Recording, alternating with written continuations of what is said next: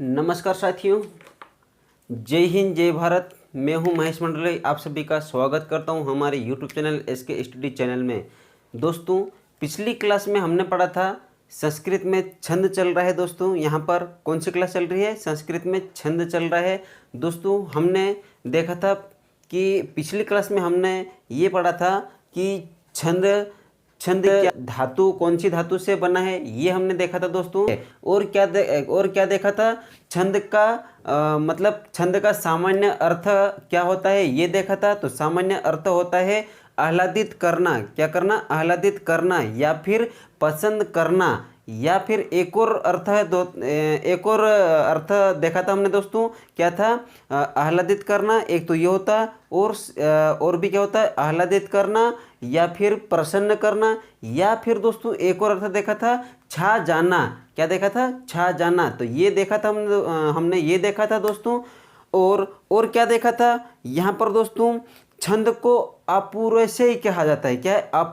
अपौरुषेय कहा जाता है। मतलब अपौरुषेय का मतलब होता है दोस्तों, क्या होता है कि अपौरुषेय का मतलब, इसका मतलब ये होता है दोस्तों कि किसी पुरुष के द्वारा छंद की उत्पत्ति नहीं हुई है, ये अर्थ होता है दोस्तों। ठीक है, तो छंद को और क्या कहा जाता है? तो छंद को अपौरुषेय कहा जाता है। यहाँ पर देखिए, ये क्या कहा जाता है?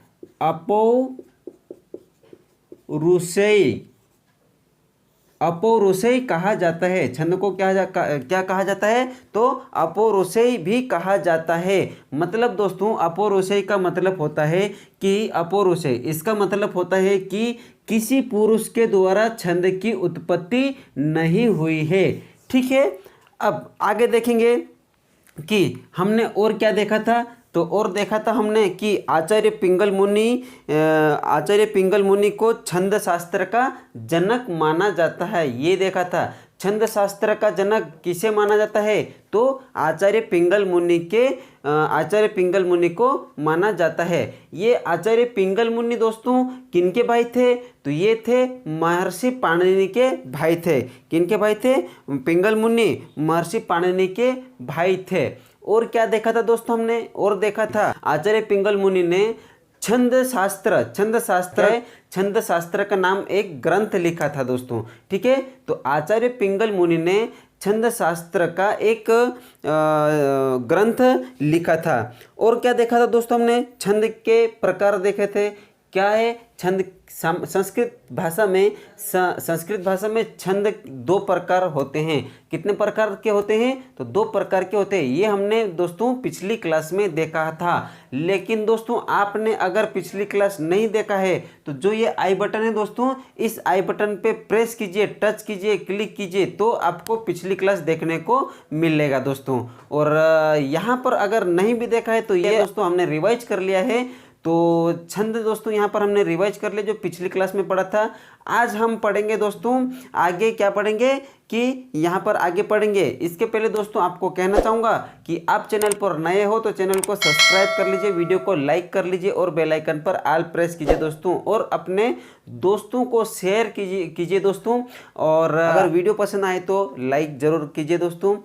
चलिए, अब आगे हम देखेंगे दोस्तों। देखिए, इसके पहले आपको दोस्तों सेशन को शेयर कर दीजिए अपने साथियों को, और भी उनको भी दोस्तों यहाँ पर वीडियो देखने को मिलेगा। चलिए, हम यहाँ पर दोस्तों पढ़ेंगे आगे कि हमने देखा था दोस्तों छंद के प्रकार। तो छंद के प्रकार, छंद दो प्रकार के होते हैं। एक होता है मात्रिक छंद और एक होता है वार्णिक छंद। दोस्तों, मात्रिक छंद को और भी किस नाम से जाना जाता है? तो मात्रिक छंद को दोस्तों और भी किस नाम से जाना जाता है? तो मात्रिक छंद को और भी यहाँ पर दोस्तों देखिए आर्य छंद। क्या है? आर्य छंद के नाम से भी जाना जाता है, आर्य छंद। और वार्णिक छंद, तो वार्णिक छंद दोस्तों, वार्णिक छंद को और किस नाम से जाना जाता है? तो व्रत छंद कहा जाता है, या फिर व्रत छंद के नाम से भी जाना जाता है। मात्रिक छंद या आर्य छंद, वार्णिक छंद या व्रत छंद कहते हैं। तो छंद दो प्रकार के होते हैं। आइए हम यहाँ पर दोस्तों डिटेल में लिखा है। देखिए क्या लिखा है कि मात्रिक छंद। मात्रिक छंद दोस्तों यहाँ पर देखिए कि मात्रिक छंद क्या होता है? तो मात्रिक छंद की रचना मात्राओं की गणना के आधार पर होती है, उन्हें मात्रिक छंद कहते हैं। दोस्तों यहाँ पर जो मात्राओं की गणनाओं के आधार पर, मात्राओं की गणनाओं के आधार पर यहाँ पर होता है, क्या है, मात्रिक छंद क्या होता है, तो मात्रिक छंद की रचना मात्राओं की गणना के आधार पर होती है, उन्हें मात्रिक छंद कहते हैं।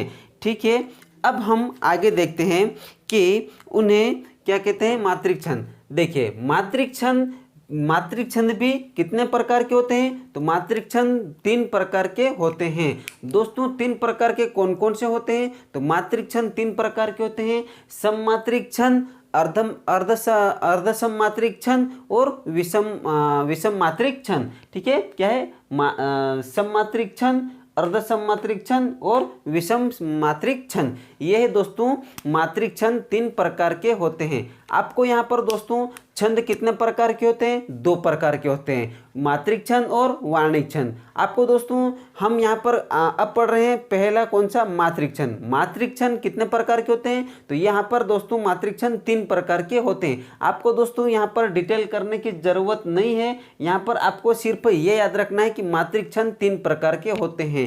कितने प्रकार के होते हैं, 3 प्रकार के होते हैं। अच्छी बात है, कौन कौन से होते हैं, तो यहाँ पर कौन कौन से होते हैं, सममात्रिक छंद, अर्ध सममात्रिक छंद और विषम मात्रिक छंद। ये देखा हमने दोस्तों मात्रिक छंद। अब आगे देखते हैं दोस्तों अगला कौन सा है, तो अगला है वार्णिक छंद। क्या है, वार्णिक छंद। वार्णिक छंद का डिटेल क्या है दोस्तों, देखिए वार्णिक छंद किसे कहते हैं, देखिए जिसे छंद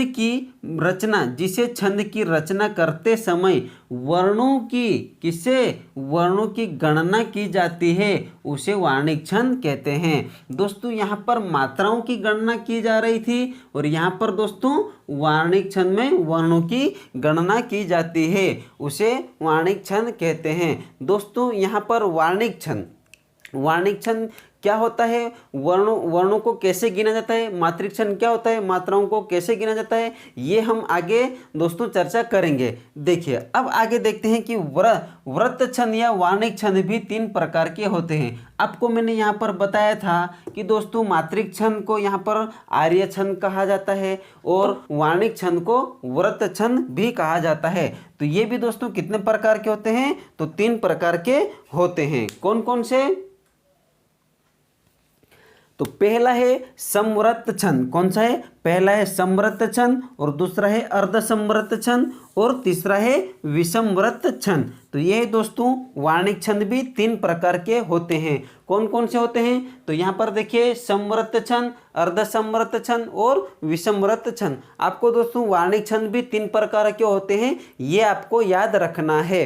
ठीक है, आपको यहाँ पर आगे डिटेल करने की जरूरत नहीं है दोस्तों, बस हमें यहाँ इतना याद रखना, ये याद रखना है कि वार्णिक छंद के 3 प्रकार या फिर 3 भेद होते हैं। मात्रिक छंद के भी 3 भेद और वार्णिक छंद के भी 3 भेद होते हैं। अब आगे हम देखते हैं दोस्तों कि यहाँ हम ये मिटा देते हैं, आगे हम देखेंगे एक श्लोक है। तो यहाँ पर हम वर्णों की मात्रा कैसे गिनी जाती है, तो श्लोक के माध्यम से मात्राओं को भी गिनेंगे और वार्णिक छंद में वर्णों को भी गिनेंगे दोस्तों। तो हम यहाँ पर अभी आगे देखते हैं, श्लोक पढ़िए दोस्तों। क्या है कि सले न माणिक्यम मोतिक्यम न गजे गजे साधवो न ही सर्वत्र चंदनम न वने वने। ठीक है दोस्तों, तो ये आपको यहाँ पर श्लोक है, एक ये श्लोक है। क्या है, श्लोक है, एक बार फिर से पढ़िए। सले न माणिक्यम मोतिक्यम न गजे गजे साधवो न ही सर्वत्र चंदनम न वने वने। तो इसका अर्थ क्या होता है, इसका मतलब क्या होता है दोस्तों, तो देखिए न प्रत्येक पर्वत पर मणिमाणिक्य ही प्राप्त होते हैं। मतलब दोस्तों यहाँ पर सले न माणिक्यम, तो यहाँ पर क्या है कि न प्रत्येक पर्वत पर मणिमाणिक्य ही प्राप्त नहीं होते हैं, ये कहा गया है। फिर क्या कहा गया है कि मोतिक्यम न गजे गजे, मतलब होता है दोस्तों कि मोतिक्यम न गजे गजे, तो न प्रत्येक हाथी के मस्तक से क्या है, न प्रत्येक हाथी के मस्तक से मुक्तामणि प्राप्त होती है। तो दोस्तों आगे देखिए क्या है, साधुओं न ही सर्वत्र, मतलब संसार में मनुष्य की कमी न होने पर भी साधु पुरुष नहीं मिलते हैं। के फिर आगे देखिए, चंदनम न वने वने, चंदनम न वने वने, इसी प्रकार सभी वनों में चंदन के वृक्ष उपलब्ध नहीं होते हैं। ठीक है, तो आपको ये श्लोक का अर्थ समझ में आया होगा दोस्तों। ठीक है, हम यहाँ पर आगे अब देखेंगे दोस्तों, क्या देखेंगे कि छंद के अंग देखेंगे। क्या देखेंगे, देखिए छंद के अंग। तो छंद के कितने अंग होते हैं, तो छंद के अंग होते हैं, छंद के अंग। ठीक है, चलिए छंद के अंग देखते हैं दोस्तों हम लोग यहाँ पर। तो छंद के अंग कितने होते हैं, तो छंद के अंग पहला देखिए दोस्तों यहाँ पर क्या है, पहला है वर्ण और मात्रा। साथियों आप लोग नोट कीजिए इस प्रकार से, वर्ण और मात्रा। फिर अगला है दोस्तों क्या है कि लघु, लघु और गुरु। अगला देखिए, अगला क्या है, अगला है यति, अगला है गति, गति के बाद गण, गण के बाद तुक। ठीक है, तुक यहां पर भी लिख सकते, ठीक है कोई बात नहीं। तो 6 हो गए।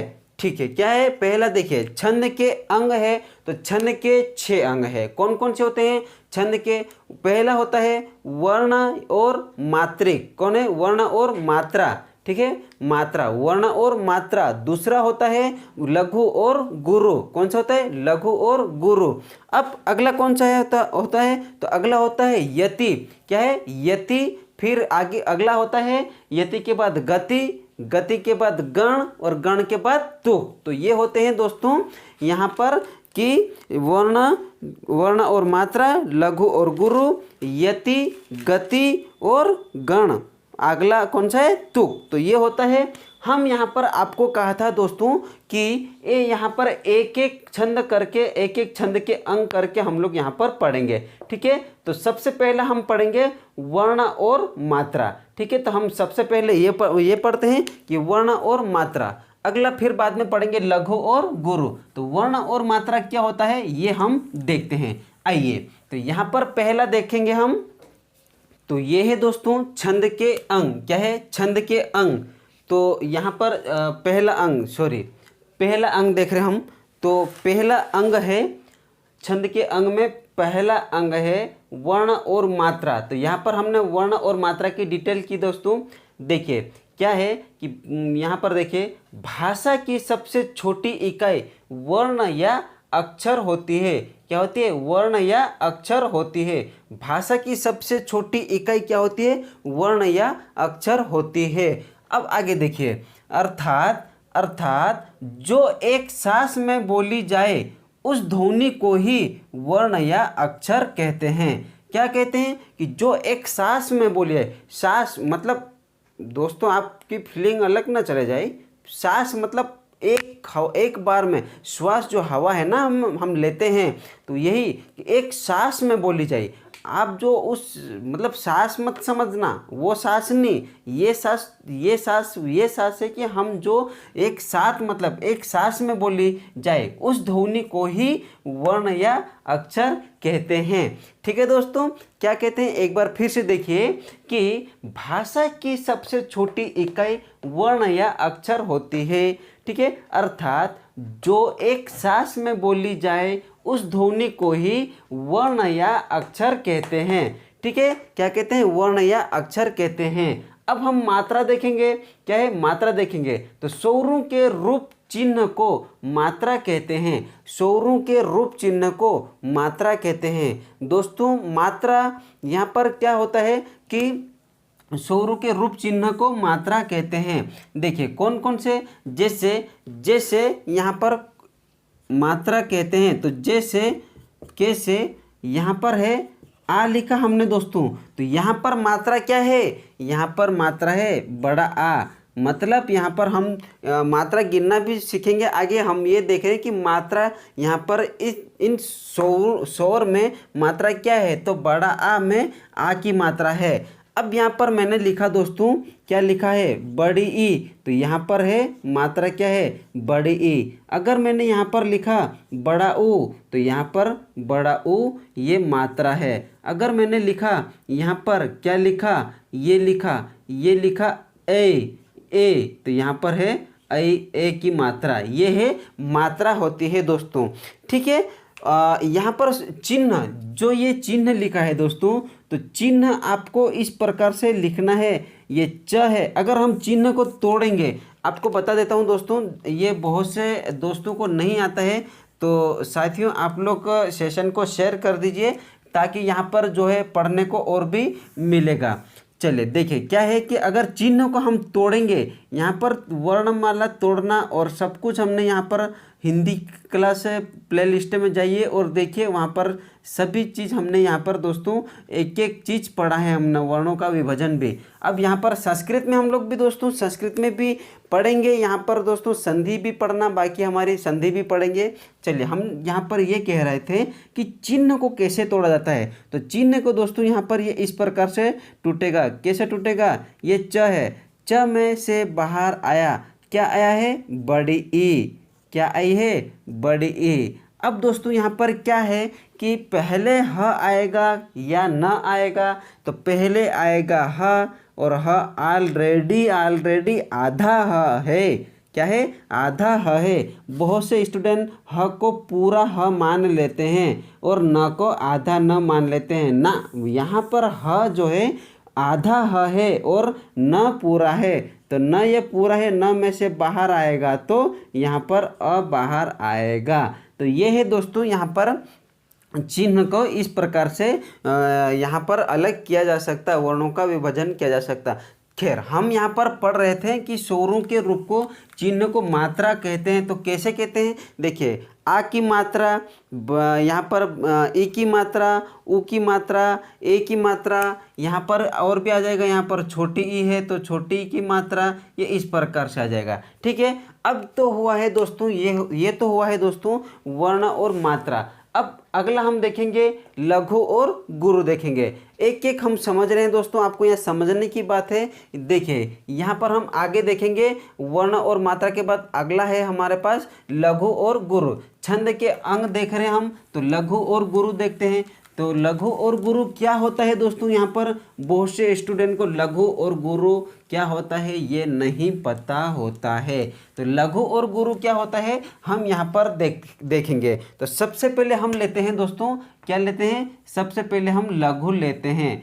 लघु देखेंगे तो लघु क्या होता है, फिर देखेंगे गुरु, तो गुरु क्या होता है ये देखेंगे। आइए हम देखते हैं, लिखेंगे कि लघु वर्ण क्या होता है। लघु वर्ण क्या होता है, देखिए यहाँ पर हमने यहाँ पर एक पहला देखा हमने लघु, फिर ये पढ़ने के बाद हम गुरु देखेंगे। तो लघु वर्ण क्या है, देखिए कि जिन अक्षरों के उच्चारण में कम समय लगता है उन्हें लघु वर्ण कहते हैं। क्या कहते हैं कि जिन अक्षरों में दोस्तों कम समय लगता है, बोलने पर यहाँ पर या फिर पढ़ने पर या फिर उच्चारण करने पर दोस्तों कम समय लगता है, उन्हें लघु वर्ण कहते हैं। अगला पॉइंट देखिए कि ह्रस्व स्वर एवं ह्रस्व स्वर की मात्रा वाले वर्ण को लघु वर्ण कहते हैं। क्या कहते हैं कि ह्रस्व स्वर एवं ह्रस्व स्वर की मात्रा वाले वर्ण को, यहाँ पर आ जाएगा को, लघु वर्ण कहते हैं।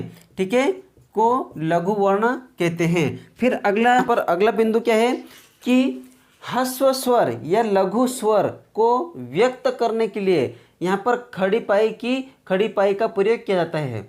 सबसे पहले तो ये आप देखिए कि ह्रस्व स्वर या लघु स्वर, मैंने ये लिखा कि ह्रस्व स्वर और लघु स्वर क्या होता है कि ह्रस्व स्वर वे होते हैं जिनको दोस्तों जिनका उच्चारण, जिन वर्णों का उच्चारण करने में कम समय लगता है उन्हें क्या कहते हैं, ह्रस्व स्वर कहते हैं। ठीक है, एक बात तो ये क्लियर हुई। अब दोस्तों लघु स्वर या ह्रस्व स्वर कह लीजिए, एक ही बात होती है। ठीक है, तो ह्रस्व स्वर या लघु स्वर एक ही बात है। ठीक है।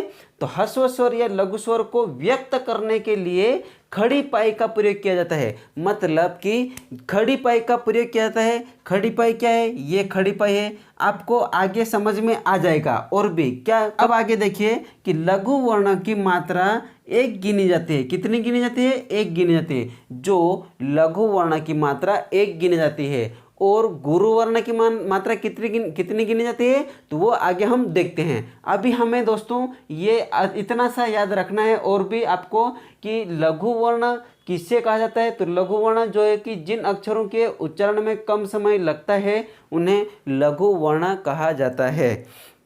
चलिए, आपको ये समझ में आया होगा दोस्तों, लघु वर्ण या फिर ह्रस्व स्वर। ये दोस्तों लघु वर्ण या ह्रस्व स्वर एक ही बात है, ठीक है। तो आपको ये समझ में आया होगा। आगे हम देखते हैं दोस्तों, लघु के बाद अब आया है गुरु। गुरु वर्ण देखते हैं दोस्तों। तो गुरु वर्ण हम देखेंगे, गुरु वर्ण क्या होता है। गुरु वर्ण को दोस्तों यहाँ पर गुरु वर्ण की मात्रा को कितनी गिनी जाती है, ये भी हम आगे देखेंगे। चलिए,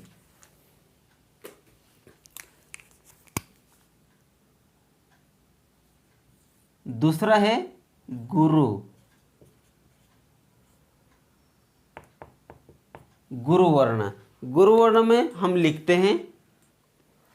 तो ये है दोस्तों अगला गुरु वर्ण। तो गुरु वर्ण का यहाँ पर क्या कहता है, गुरु वर्ण की डेफिनेशन देखिए कि जिन अक्षरों की उच्चारण में ह्रस्व स्वर से दुगना समय लगता है उन्हें दीर्घ स्वर या गुरु वर्ण कहते हैं। सॉरी, दीर्घ वर्ण या गुरु वर्ण कहते हैं। अब दोस्तों यहाँ पर जो दीर्घ वर्ण और गुरु वर्ण है, हमने यहाँ पर गुरु वर्ण लिखा है, लेकिन यहाँ पर दीर्घ वर्ण, दीर्घ या गुरु वर्ण एक ही बात है दोस्तों, ठीक है। पिछले में दोस्तों लघु वर्ण को और भी क्या कहते हैं, ह्रस्व स्वर कहते हैं। तो ह्रस्व स्वर या लघु स्वर, तो इसी प्रकार से यहाँ पर भी कि दीर्घ वर्ण या गुरु वर्ण कहते हैं, ठीक है। गुरु वर्ण क्या कहते हैं कि जिन अक्षरों के उच्चारण में ह्रस्व स्वर से, जो ह्रस्व स्वर से दुगना समय लगता है, ठीक है। हमें जो उच्चारण करने में दुगना समय लगता है, ज़्यादा बल देना पड़ता है दोस्तों, तो वही दुगना समय लगता है। तो यहाँ पर दुगना समय लगता है तो उन्हें दीर्घ वर्ण या गुरु वर्ण कहते हैं। अब दीर्घ वर्ण या गुरु वर्ण को व्यक्त करने के लिए वर्तुल चिन्ह, दोस्तों ये वर्तुल चिन्ह क्या है, वर्तुल चिन्ह का प्रयोग करते हैं। तो वर्तुल चिन्ह का प्रयोग दोस्तों ये है साइन एस का, क्या है, वर्तुल चिन्ह, ये इस प्रकार से। तो अब दोस्तों यहाँ पर देखिए कि गुरु वर्ण या दीर्घ वर्ण को गिनने के लिए या फिर गुरु वर्ण की दो मात्रा गिनी जाती है। कितनी? दो मात्रा गिनी जाती है, जिसका साइन क्या है दोस्तों, ये है, इस प्रकार से एस टाइप का है या फिर हाँ एस टाइप का ही है। तो ये ने दोस्तों यहाँ पर दो मात्रा गिनी जाती है। तो हम यहाँ पर अब मात्रा गिनना भी सीखेंगे दोस्तों। अब हमने यहाँ पर वर्ण और मात्रा सीखा, वर्ण और मात्रा के बाद में हम लघु और गुरु देखा।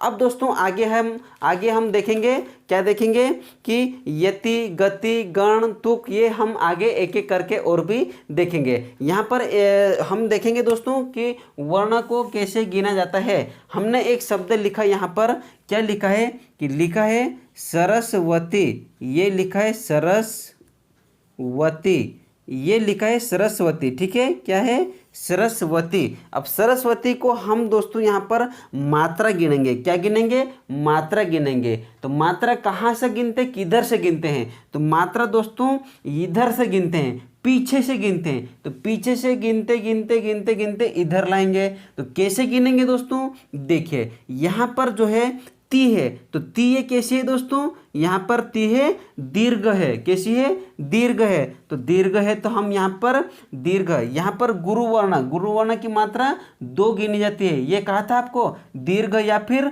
गुरु एक ही बात है, ठीक है। तो दीर्घ या गुरु, तो यहाँ पर दो मात्रा गिनी जाती है। तो ती को हम दोस्तों यहाँ पर इस प्रकार से मात्रा दो गिनी जाती है, तो वर्तुल चिन्ह लगा लेंगे, ठीक है, ये वर्तुल चिन्ह कहते हैं, ठीक। इसके बाद आगे देखते हैं दोस्तों, यहाँ पर वह है, क्या है, ये वह है। तो वह है, तो यहाँ पर वह क्या है दोस्तों, यहाँ पर लघु वह है, कैसा वह है, ह्रस्व वह है। तो यहाँ पर हम एक खड़ी पाई, समझ में आया, ये दो है और ये एक है।